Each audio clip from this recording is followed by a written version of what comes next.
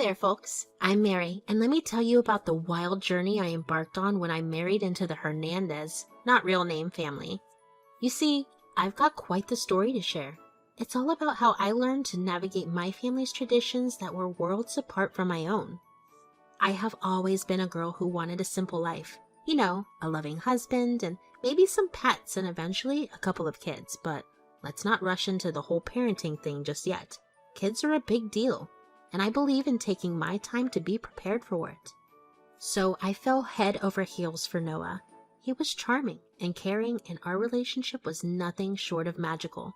We started dating for a while, and eventually, he popped the question. But what I didn't fully understand at the time was the immense weight of his family's traditions. You see, the Hernandez family wasn't your typical group of folks. They had this deep-rooted tradition of having enormous families. It was like an unwritten rule in their book of life. The more kids, the better. To them, the quantity of family members seemed to matter more than the quality of the relationships formed. And that's where the trouble began. I was never one for conforming to social norms, especially when it came to something as personal as starting a family. But the Hernandez world, having a bunch of kids was akin to a status symbol. So you can imagine the tension when I, the girl who wanted to take her time and prepare for parenthood, stepped into the picture. My dear mother-in-law Ella, bless her heart, is a sweet lady when it comes to everything else. But when it comes to adhering to family traditions, she's like a bulldozer. She would often drop hints about how wonderful it would be to have a gaggle of grandkids running around the house, oblivious to my concerns in timing and preparedness. Ella had a knack for organizing these massive family gatherings where she'd parade her grandkids like trophies. Meanwhile, I'd be there, sipping my lemonade and trying not to roll my eyes. She'd often approach me and say things like, "Mary dear, I've been meaning to talk to you about something." "Sure, Ella. What's on your mind?" "Well, I've noticed that Noah isn't a father yet, and while I'm already a grandma, I want some more grandbabies. When are you two planning on having children?"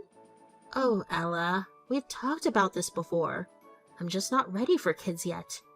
I want to take our time and make sure we're fully prepared for parenthood." "I understand, dear, but you know, there's a lot of joy in having a big family. It might feel overwhelming at first, but seeing 6 or 7 children grow up into beautiful adults is an incredible journey." 6 or 7 children, Ella. That's quite a handful. I can't even imagine. Honestly, I think we'll be happy with maybe just 2 kids. She looked like I had just grown 2 more heads out of my neck, but quickly recovered with one of the fakest smiles I'd ever seen. "Well, we'll see, won't we? It's just that you and Noah would make such wonderful parents, and trust me, there's no greater joy than a house filled with children's laughter." Thank you, Ella. I appreciate your enthusiasm, and I know Noah and I will make great parents when the time comes. But for now, let's enjoy our time together as a couple, okay? All right, dear, but promise me you won't wait too long. Children are a blessing, and they have a way of filling your life with so much love and happiness. I promise, Ella. We'll start our family when we're ready. Well, after that conversation with Ella about having kids, life moved forward as it always does. Another year slipped by, and I was in for quite a surprise. I fell pregnant. At first, Noah and Ella, along with the whole Hernandez family, were over the moon. After all, this would be yet another addition to the family and would boost their status in the community that they had carefully curated for generations. They couldn't contain their excitement when it came to welcoming more little ones into the family. I swear, these people were obsessed with babies. But instead of the twins we were expecting, it turned out to be triplets. Yes, 3 little bundles of joy. Don't get me wrong, I was grateful for the healthy babies, but the pregnancy had taken a tremendous toll on my body. 3 at once was no joke, especially as a first-time mother, and I knew that I was done after this. I thought that my husband, of all people, would understand, but of course not. And his mother wasn't any different either. When I finally mustered the courage to tell Noah and Ella that I wasn't planning on having any more kids after Erica, Eden, and Echo, they looked appalled. Ella in particular was quick to dismiss my concerns, saying that 3 was just the beginning. We didn't delve into the subject much further at the time because, well, I had 3 babies to care for. Fast forward to now.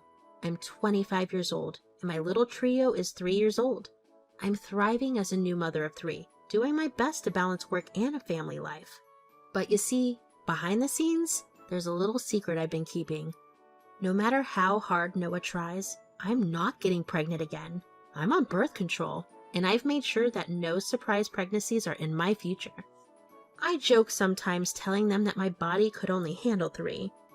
That all my eggs ran out after that intense experience, but Noah and Ella weren't laughing. Especially Ella. She's putting more pressure on me than ever to have more children, completely unaware of my secret plan to keep our family just the way it is. Ella would get angrier when she realized I wasn't joking about not having any more kids. And she would start yelling at me. I mean, can you imagine? Mary, I can't believe you're so stubborn about this. You knew what you were signing up for when you married Noah. Our family has always had many children. It's a tradition. You're making us look bad. Ella, I love your family and I respect traditions, but I can't keep having kids just because it's expected. My body can only handle so much, and 3 kids is plenty for me. You need to understand that. Plenty? 3 is just the beginning, Mary. You should know that by now. We've always believed in big families, and you can't just turn your back on that. Well, I'm turning my back on it, Ella. I can't be expected to sacrifice my well-being for traditions. I love our kids, but I have to think what's best for them and for me. You're being selfish, Mary. You're denying Noah and the entire family the joy of having more children. Ella, it's my body, my life, and my choice. I won't be guilt-tripped into having more kids when I know it's not the right decision for me. Well, clearly your body was made for bearing loads of children. Didn't you say you only wanted 2 kids? Well, look, God gave you 3. That's a blessing right there and a message. You're meant to have more than 3 kids, Mary. I can feel it. As much as you might believe that, I can assure you I am done. If anything does happen in the future, let it happen. But as it stands today, I'm not having any more kids than I can handle, and that seems to be 3. Well, I hope you will change your mind, Mary. You can't just go against our family traditions like this. I won't, Ella. I've made up my mind, and it's not changing. My focus is on raising our beautiful children, and I'll do it the best of my ability. The tension in the house had become unbearable. Ella's resentment was palpable, and it seemed like no matter what I did, I couldn't win her approval. Whenever I complained to Noah about his mother's constant pressure and demands for more children, he took her side. He said she was right, and that we should have more kids. Our arguments over this issue became more frequent, and our marriage was strained. Noah, I can't take this anymore. Ella's constant pressure from having more kids is driving me crazy. Mary, you have to understand, this is our family's tradition. It's important to Ella, and it should be important to you too. I do care about our family, but I can't keep having children just because it's tradition. It's not fair to me. You're being unreasonable, Mary. We can't just break our family traditions because you don't feel like having more kids. Then, one fateful day, Noah found the birth control pills I had been taking secretly. His reaction was explosive. He called me a liar and a fraud, accusing me of going behind his back. Mary, what's this? Birth control pills? Are you kidding me? You've been lying to me? Noah, I didn't want to argue about it anymore. I thought it was best for both of us. Best for both of us? How could you deceive me like this? Noah wasted no time calling Ella to come over, and I knew this was going to get ugly. Ella arrived, her face twisted with anger. She couldn't believe that I had been using birth control, calling it sinful and betrayal of our family values. Birth control? You're using birth control? That's a sin. How dare you go against our family values? Ella, please try to understand. I love our family, but I can't keep having kids. It's affecting my health, and I need to think about our existing children too. In that heated moment, Ella made a shocking decision. She declared that I had no place in the family if I was going to defy their traditions and values. She was kicking me out. I won't tolerate this defiance. You need to leave this family if you're not willing to honor our traditions. You're kicking me out? I was dumbfounded. The very people who claimed to cherish family values were ready to cast me aside for not adhering to their rigid expectations. It was a harsh reality to face, but I knew I couldn't stay in a place where my choices and well-being were disregarded. I couldn't believe it. As Ella and I argued, I desperately searched for Noah, expecting him to step in and defend me, but to my dismay, he stood silently, taking his mother's side. The realization hit me like a ton of bricks. They were dead serious about kicking me out of the house. The family I thought I was a part of was pushing me away because I couldn't conform to their expectations. I had to gather myself quickly. I couldn't let them see how much their actions hurt me. With a firm voice, I told them that they were making a huge mistake, one that they would regret. Ella and Noah were adamant about keeping the triplets, saying that they would keep them because they didn't see me to be a fit mother. And let me tell you, this crushed me. I felt hopeless, and I felt like my entire world was crumbling around me. Although I lost the battle, I knew that I didn't lose the war. I promised to return to get my 3 kids and never see them again. It was a difficult time for me. I felt hurt, angry, and abandoned. But at least I had my mother's support, and I knew I could rebuild my life from there. A couple of weeks had passed since I had been forced to leave my husband's home and move in with my mother. Life had taken an unexpected turn, and while I was grateful for my mother's support, I couldn't shake the feeling that everything was spiraling out of control. My body had been sending me strange signals: nausea, heightened sensitivity to smells, and an inexplicable fatigue. At first, I dismissed it as stress, the natural consequence of the turmoil my life had become in missing my babies. But as the days went by, my mother, in her usual lighthearted manner, jokingly suggested that I take a pregnancy test. I initially laughed it off, believing it to be impossible. After all, I had been consistent with my birth control pills, and my faith in their effectiveness was unwavering. But something in my mother's words lingered. So, I decided to take a test just to prove her wrong. The results were unexpected, to say the least. The test showed 2 distinct lines, and my heart raced as the truth sank in.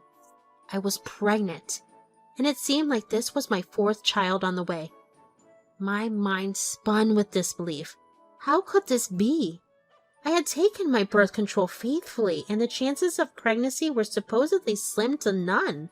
But there it was. Undeniable proof that I was indeed expecting. I was overwhelmed with a complex mix of emotions. Shock, disbelief, and a growing sense of anxiety washed over me. I was practically homeless, estranged from my husband and in-laws, with 3 young children already under my care.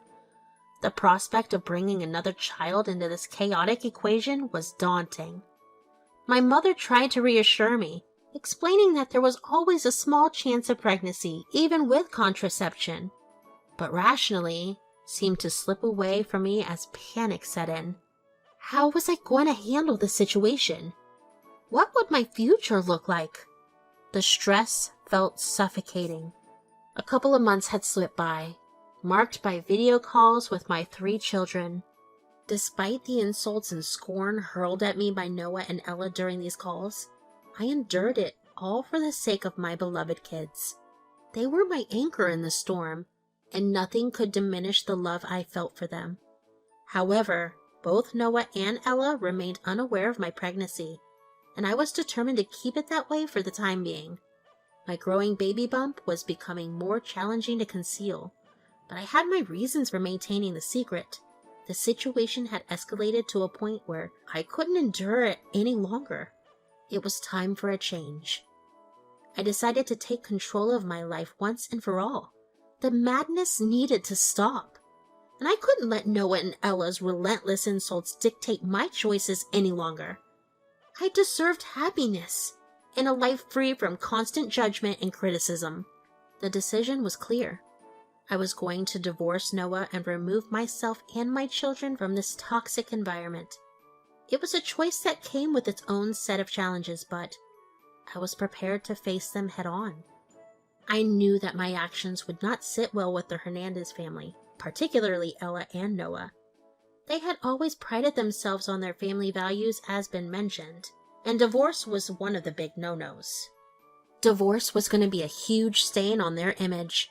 My decision would undoubtedly tarnish their perception of me, but I had to prioritize my well-being and the well-being of my children. It was time to break free from the chains that had bound me for so long. I would face the consequences, whatever they may be, to ensure a happier and healthier future for my children and me. One day, after several months, and where I was definitely showing, I mustered up the courage to return to Noah's house, clutching divorce papers tightly in my hand. I was ready to take a stand for my own happiness and the happiness of my children. It was time to reveal the secret I had been keeping. I was pregnant with our 4th child. As I entered the house, the shock was evident on Noah and Ella's faces when they saw me, visibly pregnant. The tension in the room was palpable, and it was clear that they weren't expecting this revelation. Without wasting any time, I threw the divorce papers right in Noah's face, a symbolic act of my determination to end our marriage. The papers fluttered to the floor as I said, "I want a divorce." Noah and Ella immediately erupted into an argument, vehemently opposing my decision. They insisted that divorce was not an option and that if I wished to leave, I could do so, but they had to remain legally married for the sake of the family's image. I had enough. I looked them both in their eyes and stated I didn't care about their image. My primary concern was my own happiness and that of my children. The toxic environment we had been living in was no longer sustainable, and I needed to put an end to it. I don't care about your weird family dynamic. I don't care if the whole city knows we're divorced. It's happening, whether you like it or not. Over my cold, dead body. You think you're so smart, coming in here and making demands? Amidst the chaos, Noah accused me of cheating. A baseless claim given the circumstances. And I see you've been getting busy. Funny how you're able to have another man's child and not mine. I retorted by revealing that the baby was indeed his, despite being on birth control. This unexpected pregnancy was an undeniable twist in our already complicated story. The baby's yours, Noah. I never cheated. Believe it or not, I actually loved you, despite everything. Despite your crazy family and your crazy mother. I wanted us to work. I wanted us to do everything, but I see that you two don't care about my feelings. It's such a shame. Adding to the shock, I disclosed that the baby was going to be a boy. Ella was visibly rattled by this revelation. In a family that prided itself on traditional values, having a boy was a rare occurrence. It appeared to be a source of immense pressure for her, knowing that she had to preserve this rare opportunity to bolster the family's reputation. As emotions ran high and the room buzzed with tension, and Ella was panicking, trying to make amends and force Noah to apologize to me so that we could get back together and save face and also boost the family's image by having this boy. But I stopped her in her tracks. I looked at both Noah and Ella, their faces filled with shock and disbelief, and calmly told them that it was far too late for begging and pleading. I had made up my mind. I reiterated that I wanted the divorce proceedings to be finalized as soon as possible. My patience had worn thin and I had no intention of prolonging the pain. Ella's panic was getting pretty intense, and she turned to me with these big, desperate eyes, saying, "Mary, come on. There's gotta be another way. We can't just let our family fall apart like this." Noah, still looking like a deer caught in headlights, chimed in. Mary, think about the kids. Think about what's best for them. A divorce? That's gonna mess them up real bad. I took a deep breath, feeling the weight of their words in my own heartache, but I couldn't let their pleas change my mind now. I have thought about the kids, and I believe they're better off not growing up in this mess of a situation, filled with tension and anger. They deserve a loving, healthy home, and I can't provide that here. Ella's desperation was clear, and she kept on going. "Mary, You're being selfish right now. You know how this would look on us? How could you be so selfish? And how are you going to take care of 4 children on your own? You'll look even more ridiculous than us, leaving a place of comfort and luxury just to be a random baby mama. Actually, quite the contrary, Ella. You see, you're the one who's going to be worse off. Because of your silly tradition, I mean, think about it. If I would rather be alone and fend for myself with 4 kids than be here, that speaks volumes about the type of family this is. Now that isn't very on brand, is it? Ella's face widened in complete shock and horror when she realized this and started begging for a chance. I shook my head, holding my ground. I've given chances before. This decision's made, and it's final. Ella's shoulders slumped and Noah's face showed that he was torn up inside. But they got it. I wasn't going back on this. Now I'm waiting to give birth to my beautiful baby boy, and as the divorce proceedings are underway, I'll know that I'll be free from all the BS and the drama. With the help of my mom, I'm going to raise these babies, and we're all going to be all right. If anyone has any advice to give me, I'd greatly appreciate it.